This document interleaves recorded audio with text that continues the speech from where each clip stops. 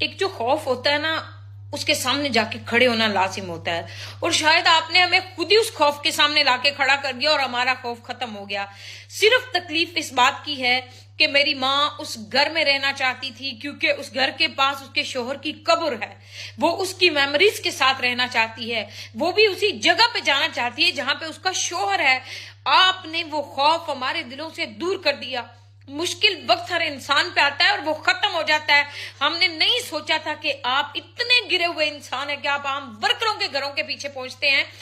اب اس کے بعد ہر احتجاج میں آپ مجھے دیکھیں گے، یونائٹڈ نیشن امریکہ کے سامنے جا کے بھی میں آپ کو احتجاج کر کے دکھاؤں گی، انسانی حقوق کے جتنے ادارے ہیں ان کے باہر اکیلے کھڑے ہو کے بھی میں تمہارے ننگے ناچ کے پروٹیسٹ کروں گی، اور میں دکھاؤں گی کہ تم کس طرح کے فیشسٹ لوگ ہو، تم لوگ دہشت گرد تنظیمیں ہو، تم ایک ڈیموکریٹڈ یا کوئی جمہوری پارٹیاں نہیں ہو۔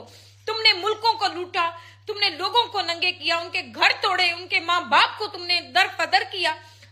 تم لوگ جس طرح سے ریاست کے اوپر قابض ہونا چاہتے ہو، اب ہم تمہارے خلاف لڑیں گے، اور اب کھل کے لڑیں گے۔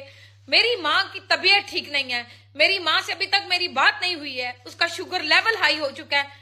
اللہ کی امان میں، اللہ کی امان میں، میرے گھر کے باقی لوگ بھی وہاں پہ اللہ کی امان میں، میں نہیں رکوں گی اور کبھی نہیں رکوں گی۔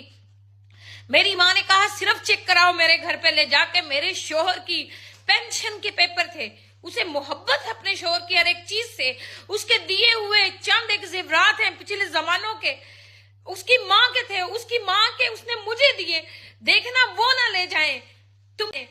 تم تو وہ بھی اٹھا کے لے گئے۔ تم اتنے بے شرم لوگ ہو۔ تمہارے خلاف ہم لڑیں گے تمہارے خلاف، ہماری نسلیں بھی لڑیں گی۔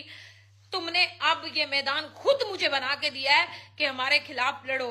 اے مرشد عمران خان، تیرے یہ بچے آخری سانس تک تیرے ساتھ لڑیں گے، ان ظالموں کے خلاف لڑیں گے۔